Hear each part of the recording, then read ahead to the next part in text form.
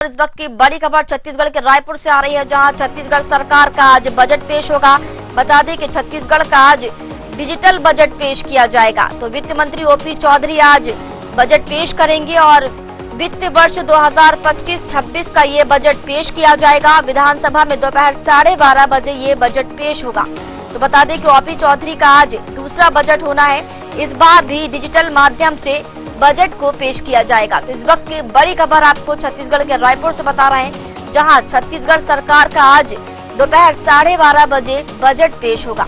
तो बता दें कि वित्त वर्ष 2025-26 का ये बजट पेश होगा और ओपी चौधरी अपना दूसरा बजट छत्तीसगढ़ का यहां पर पेश करेंगे।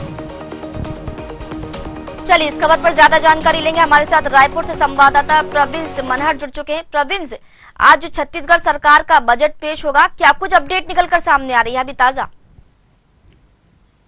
देखिए रूबी, निश्चित तौर पे छत्तीसगढ़ विधानसभा में इन दिनों बजट सत्र चल रहा है और आज 3 मार्च को जिस तरीके से विष्णु कैबिनेट की जो कल बैठक हुई और आज जिस तरीके से विष्णु साय की जो बजट है वो पेश होने वाला है।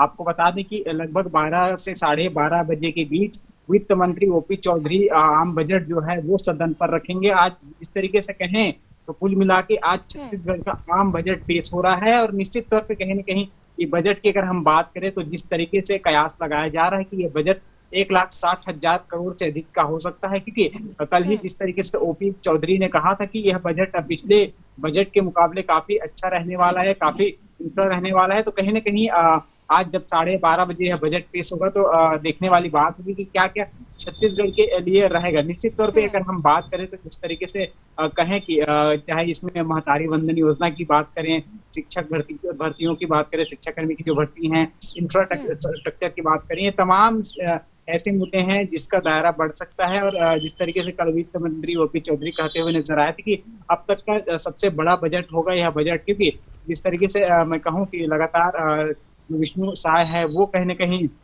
इंफ्रास्ट्रक्चर की ओर, उद्योग की ओर कहीं न कहीं काम करते हुए दिख रहे हैं। और जिस तरीके से अगर मैं बात करूं भारतीय जनता पार्टी की, तो यह बीजेपी सरकार और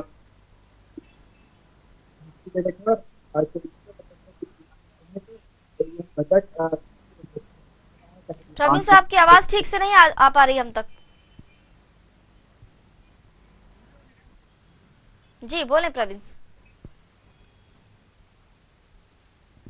चलिए प्रवीण, दोबारा जुड़ने की आपसे कोशिश करेंगे, आपकी आवाज हम तक ठीक से नहीं पहुंच पा रही। तो खबर आपको रायपुर से बता रहा है, जहां छत्तीसगढ़ सरकार का आज बजट पेश होगा। बता दें कि आज डिजिटल बजट पेश किया जाएगा। तो वित्त मंत्री ओपी चौधरी आज बजट पेश करेंगे। वित्त वर्ष 2025-26 का बजट पेश किया जाएगा। तो विधानसभा में दोपहर 12:30 बजे ये बजट पेश किया जाएगा।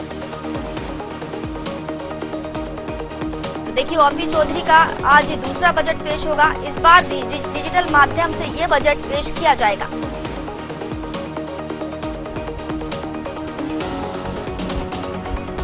तो देखिए बजट पर सबकी नजरें टिकी हुई हैं, चाहे वो युवा हो, बेरोजगार युवा हो, किसान हो, महिलाएं हो।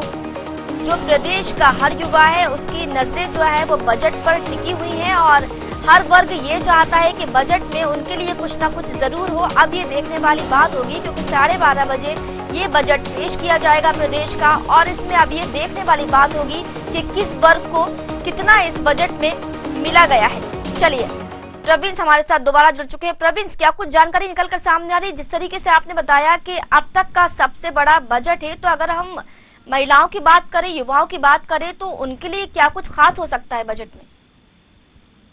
देखिए रूबी, निश्चित तौर पे जिस तरीके से मैंने कहा कि अब तक का सबसे बड़ा बजट यह माना जा रहा है, तो निश्चित तौर पे कहें चाहे महिला वर्ग को लेकर कहें, जिस तरीके से युवा वर्ग को लेकर कहें, या फिर किसान वर्ग को लेकर कहें, या फिर जिस तरीके से उद्योगपति हैं, जो बिजनेस हैं, उनको लेकर कहें, तो कहीं न कहीं सभी वर्गों का इस बजट पे ध्यान रखा जा सकता है। क्योंकि जिस तरीके से जो जानकारी हमें है उसके आधार पर अगर हम बात करें तो जो महतारी वंदन योजना है, सरकार की महत्वाकांक्षी योजना, उसका दायरा कहीं न कहीं सरकार जो है बढ़ाते हुए नजर आएगी, इस बजट में शामिल करते हुए नजर आएगी।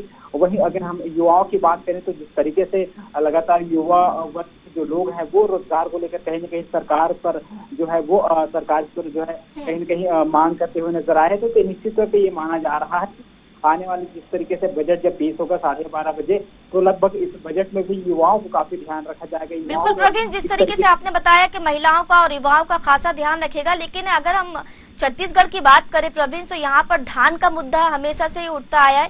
धान को लेकर हमेशा से विपक्ष ने भी निशाना साधा है सरकार पर, तो ऐसे में किसानों के लिए क्या कुछ खास रहने वाला है बजट में?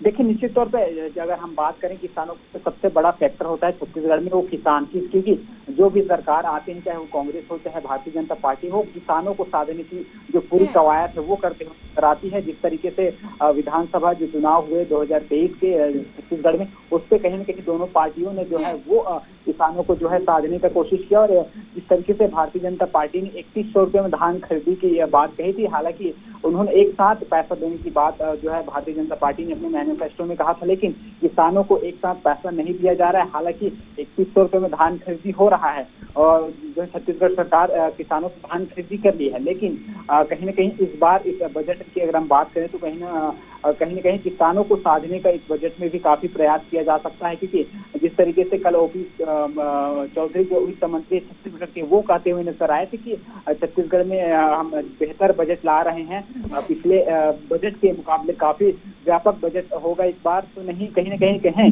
तो छत्तीसगढ़ में किसानों का जो बड़ा रोल रहता है, बड़ा योगदान है सरकार बनाने में। ऐसे में जो किसान वर्ग है उसको लेकर कहीं न कहीं सरकार जो है इस बजट में प्रमुख बिंदु शामिल कर सकती है। क्योंकि मैं कहूँ ठीक है प्रवीण, बहुत बहुत शुक्रिया इस खबर पर जानकारी देने के लिए।